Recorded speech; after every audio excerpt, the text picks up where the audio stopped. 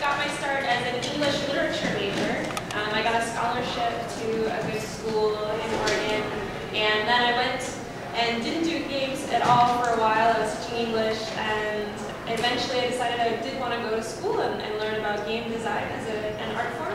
So I went and I got a master's degree in interactive technology. And I got my first job as a designer at Funcom Games, which is a company in Norway. And my specialization is in cooperative play. So helping people play together and designing the rule systems through which people enjoy a game, especially together. Just last year, though, I started my own company. Kit Fox Games is a Montreal-based studio with 4 different international people making it up. And we just came out with our first game a couple of months ago called Shattered Planet. And it's out for iOS and Android, so if you have a recent phone or tablet, you can play it. And we're working on our next game, and I'm the creative director there. So yay, video games! I'm Vishal. I am a game designer for Ubisoft. I'm also a teacher at NAD for advanced game design. So my job for Ubi I'm working for the research and development section where basically we're making the games that are not games yet. So if our project gets popular and awesome enough, they will basically pick us to become one of their real big games. So I am fighting in the trench. It's awesome. I became a game designer after actually winding a lot, I guess. So I started wanting to make 3D art, but then doing it, I realized that it was not what I expected, and I was failing a lot, and I didn't like it. So basically, I ended up, because my goal as a person was to make something magic that would influence people and make them feel good about themselves and feel good about the world. So basically, I ended up working in fashion, and then working in cinema, and then working as a game tester. And when I was a game tester, I realized that it was like a crazy amount of people, like a big development team is just like those like 200 people running all together like an army towards a goal, and it was super great. And I was just a peer of that army, but I really liked it. So what happened is that I decided to leave everything, my comfortable job, to basically go back to school and try as hard as I could to learn the skill I needed, not to be a game designer the way the industry sees it now, but to be a game designer that would actually bring in the next thing. Because I make games because the games that are made are not meeting my requirements. So basically, it's just like trying to diversify the topics we're touching and where we're doing it to reach a broader audience, because the game industry right now is like the best favorite job at talking about, I don't know, feelings and humans and non-dead humans. so yeah, that's what I like. Hi. I'm actually super new to games. I've been in games for like 7 months, working on a title that I'm not allowed to talk about yet. Soon. I do UI design and development, so I do like the menus and the thing that says how high score you got, the things you don't notice in a game, or games are really not famous for. But if people don't notice them, that means I'm doing my job right. Let's see. I didn't go to school for games. I actually went to school for web design. So I did web design for about 6 years. And then 2 years ago, there was a workshop in Toronto. It was like, we want to have women make their first video game. And I was just like, okay, why not? So then in 6 weeks, I made a really small video game. So it was a typing game using cats.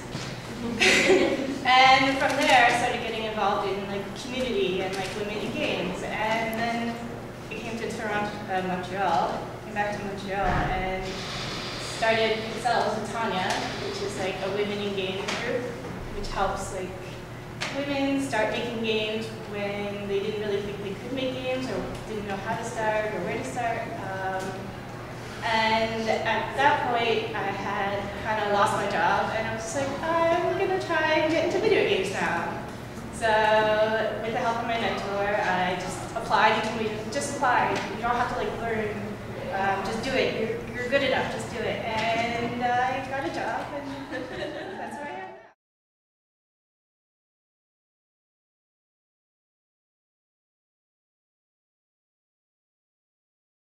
Well, I think part of it is that technology in general is seen as a very male-friendly field. So it's not even necessarily malicious intent. It's just women and girls aren't nudged towards trying out technology as often, or even playing video games from the beginning. And I think that perpetuates a larger cycle. And video games, it actually changed quite a bit in the 80s and early 90s to be much more aggressively masculine in its advertising. And that's because they were spending millions and millions of dollars, so they had to specialize marketing-wise to make every dollar count when they're making their advertisements. They didn't care that they were alienating half the human race. My first interview I did for a game tester, they asked me to write all the games I played, and I've been playing games for since I'm 7.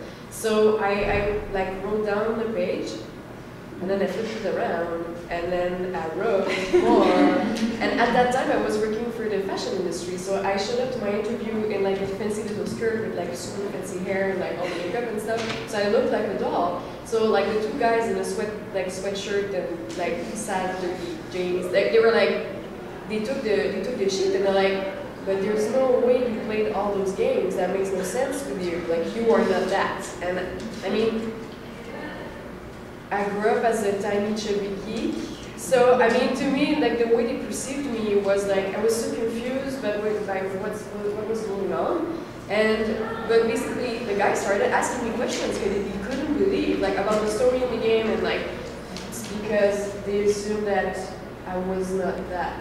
But then working with me after, like I think they needed confirmation, and as a person, I was able to prove that I was awesome, very good, talented, smart, clever, and efficient. I've actually had really good experiences in like standing up. There was a character design that White didn't agree with. I thought it was a little too attractive. It didn't fit the game, especially. So it was in this big meeting, and they showed the concept, and like my eyebrows shot up, and it was just like. And they're like, they immediately noticed because I was in the front row, and they're like, clearly it's your favorite character, and it was just like, yeah. But I didn't approach it in front of everybody in the meeting. The game was clear, I didn't agree with it, but afterward I went to creative director, and it was just like, you might want to tone it down. I don't think it fits really well with the game. It kind of makes the game a little cheap. And they're like, oh, yeah, we completely understand, like, we realize it's not exactly perfect. We're going for like that line between sexy and strong. And it was just like it's a really thin line. But generally, they were very nice. They were very understanding. I think it's how you approach it and like who you talk to. Like you don't like damage your ego in front of everyone. I've also like encountered a few unsavory individuals that see women as kind of like sexy objects instead of like skilled co-workers. But that is everywhere, unfortunately. There's nothing you can do. If you actually go to pixels.ca, you can follow our curriculum, and Stephanie is actually one of our mentors as well. But you can look and see how to make your own games. I am a firm believer that every single person should make a game. Just like in high school, you know, they have people write a poem or make a video or whatever. It's an important part of human expression. Interactive experiences are the next thing that humans are doing together for art. Really accessible. You don't need to know any programming. There is a really cool interactive story tool called Twine. You can pick it up in 15 minutes and like make a really cool choose your own adventure game like tonight. Yep. Yeah. Oh, there are some beautiful games out there being made. Don't take it that there are no good games right now. There are some amazing games, but you might not have heard of them because they don't have millions and millions of dollars to put ads on TV. If you like, Gone Home last year was amazing. It was about a teenage girl growing up in the 90s, and you explore a house. I'm not going to spoil it for you, but it's very, very cool. I feel like we are coming to a new age because of interconnectivity with the internet. We can find out about little projects that maybe would be forgotten about or never found 10 years ago. now not only is it easier to make them because of more tools that are freely accessible, but it's also easier to find them. So if you are active and you're interested, you should absolutely go look